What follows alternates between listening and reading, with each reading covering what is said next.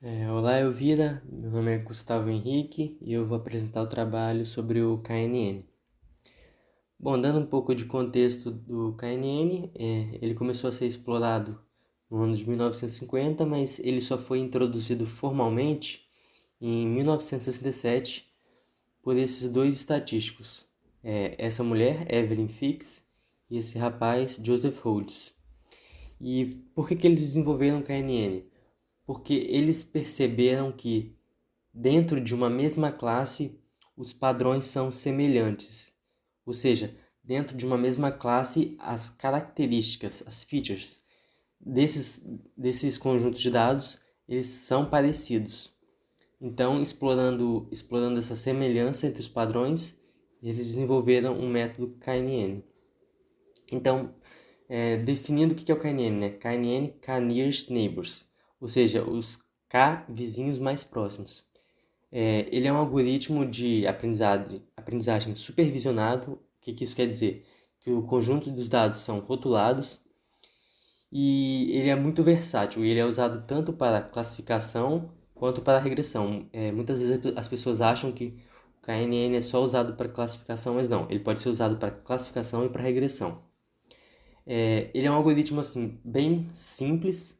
A ideia por trás dele é bem básica, mas ele, por ser simples e versátil, ele é muito usado. E como é que ele funciona? Bom, a gente tem um conjunto de dados que vai ser usado no treinamento e a família de soluções dele consiste nos vizinhos mais próximos da consulta, que o dado pelo K que você insere manualmente ou que você faz algum método para estimar o melhor valor de K. Mas então, a partir desse K, ele olha os vizinhos mais próximos e calcula as distâncias entre eles. Então, pegando essa imagem aqui, por exemplo, a gente está analisando esse ponto vermelho.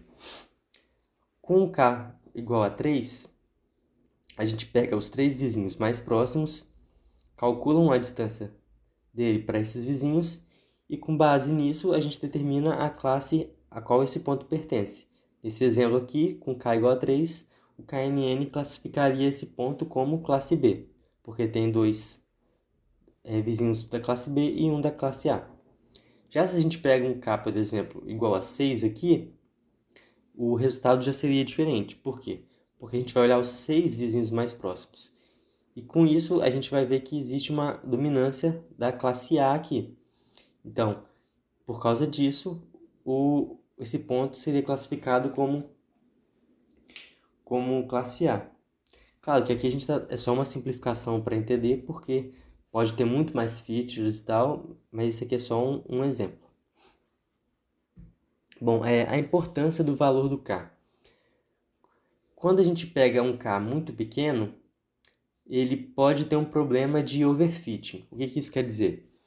Que aquele conjunto, aquele modelo se adapta muito bem só para o conjunto de treinamento que a gente está usando ele. Porque isso resulta em algumas instabilidades. E quando a gente pega um K muito grande, qual que é o problema? A gente tem um problema de underfitting, ou seja, o modelo ele não consegue, como eu posso dizer, ele não consegue criar um bom modelo, podemos dizer. Ele não consegue usar as características para criar um modelo que determine a classe do ponto que a gente está analisando. Então ele vai ficar ruim, ele não vai conseguir classificar bem os dados que a gente entrar nele. Então é muito importante a escolha do valor do K. E vale ressaltar também que é importante normalmente a gente pegar um K com um valor ímpar. Por que isso? Para a gente evitar certos empates de classificação. Porque quando a gente tem alguns empates, você vai ter que usar algum outro método para desempatar, né? Porque, por exemplo, se a gente pega os quatro vizinhos mais próximos, aí tem dois de uma classe e dois da outra, dá empate. Então, normalmente a gente pega um valor ímpar para evitar esse tipo de problema, porque com esse tipo de problema você vai ter que tratar, né, manualmente esse empate. Bom, O modelo KNN, ele não aprende no sentido convencional, né? Porque ele basicamente só calcula as distâncias do ponto que a gente está dando de entrada para os vizinhos mais próximos dele. Então, ele não está aprendendo no sentido mais literal da palavra. E no KNN, a gente tem alguns modelos de distância que costumam ser usados.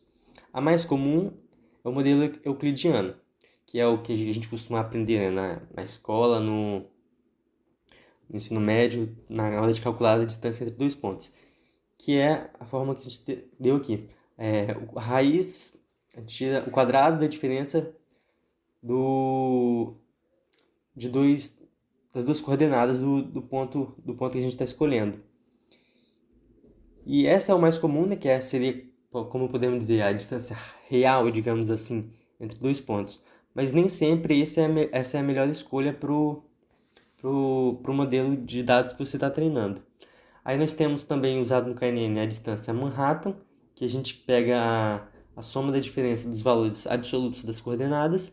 Então, por exemplo, do ponto central aqui para esse aqui, 1, 2. Então, a distância seria 2, e não um cálculo propriamente dito como é na distância euclidiana. E também tem essa distância de Chebyshev, que ele pega a maior diferença absoluta entre as coordenadas. Então aqui a gente pode ver que todos esses valores aqui são 1, porque é a distância absoluta. Bom, o processo de previsão de KNN eu já falei um pouquinho, né? Mas aqui dando um exemplo mais visual de um caso de classificação e de um caso de regressão. Aqui a gente tem um exemplo do KNN de classificação com K igual a 1. Então a gente pode ver aqui que, por exemplo, nessa área vermelha, qualquer ponto que você colocar aqui dentro dessa área, o vizinho mais próximo é um da classe vermelha.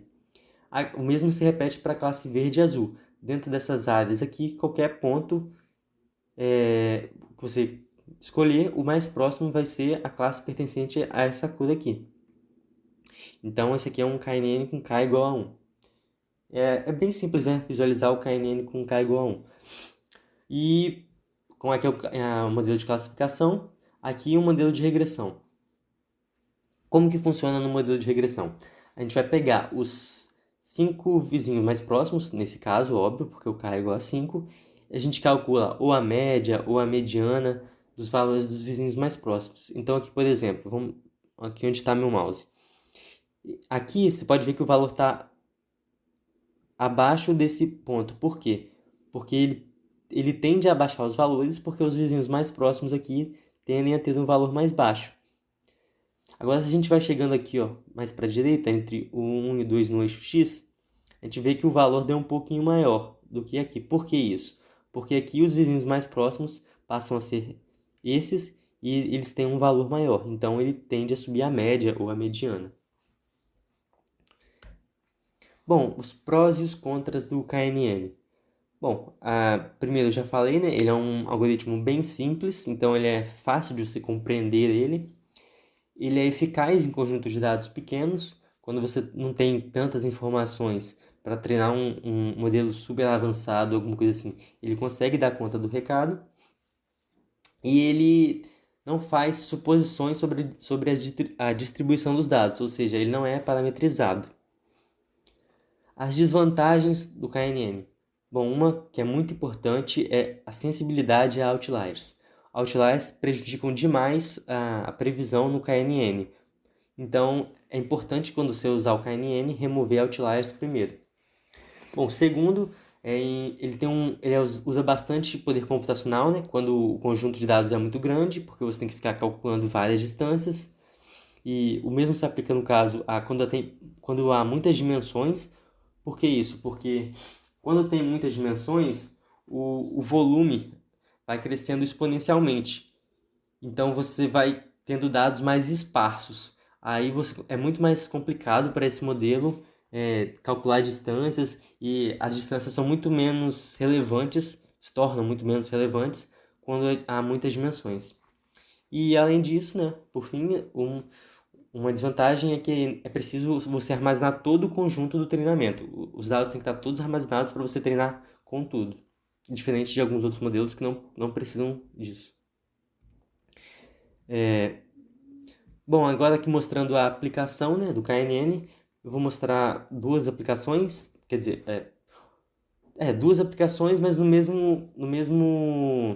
sobre os mesmos dados. Primeiro, aqui está aberto, deixa eu abrir aqui. O primeiro modelo aqui é usando ele na regressão.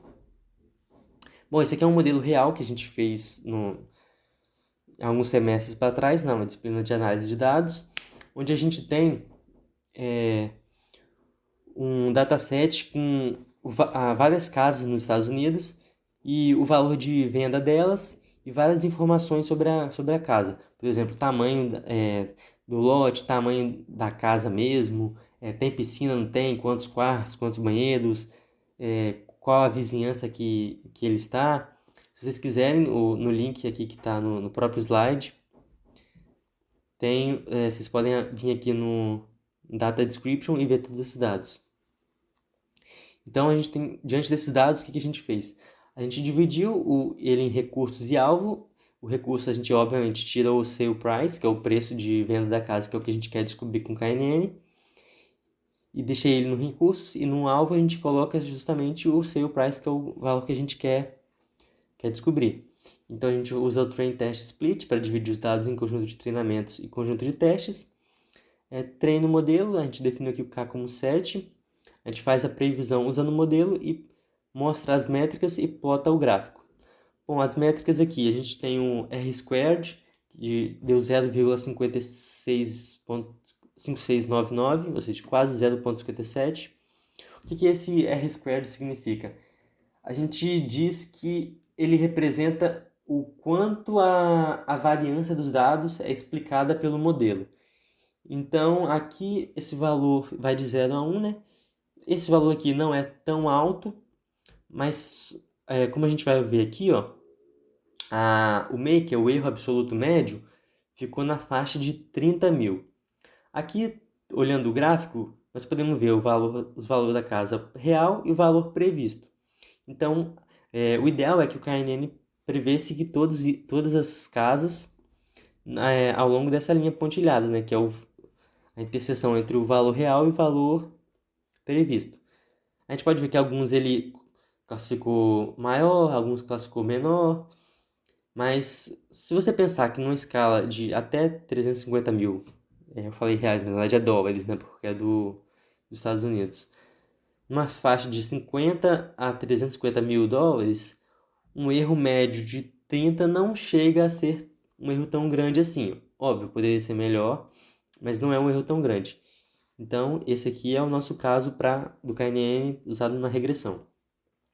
E aqui a gente tem também o KNN usado para classificação. Aqui é o mesmo esquema, né? A gente dividiu os dados e tal. A única diferença é que aqui, como é usado regressão, a gente não usa o valor da casa. O que a gente fez? A gente classificou a casa como valor alto ou valor baixo. E para classificar o que é alto e o que é baixo, a gente pegou a média de todas as casas e colocamos, o que é maior que a média é alto, o que é menor que a média é baixo. E aqui a gente plotou o gráfico dessa classificação. Vale ressaltar aqui que aqui a gente usou a redução de dimensionalidade usando o PCA. Por quê? Porque a gente tem mais de 80 features no nosso conjunto de dados. Então não tem como a gente representar isso, né?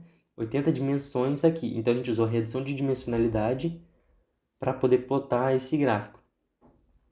Então aqui a gente tem a métrica de classificações. Aqui na classificação ele já foi um pouco melhor, 81%.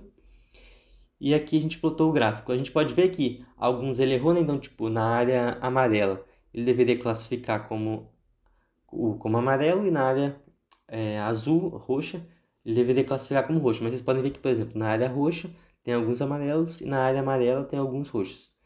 Só para destacar, se não me engano, aqui a amarela é a valor baixo de casa e o roxo o valor alto. Então a gente pode ver que tem alguns falsos positivos, mas em geral ele conseguiu uma boa precisão de 71%. Só uma correção, eu falei 71, mas na verdade eu quis dizer 81. E só mais uma coisa, né? Na verdade, essa 81% não é a métrica com a redução de dimensionalidade já aplicada. Isso aqui é a métrica antes da redução de dimensionalidade. Com a redução de dimensionalidade, a gente rodou também e deu um pouquinho pior, deu casa dos 100 classificações incorretas, mas aqui a gente plotou essa métrica antes porque a gente achou mais relevante mostrar a métrica antes da redução. E basicamente é isso.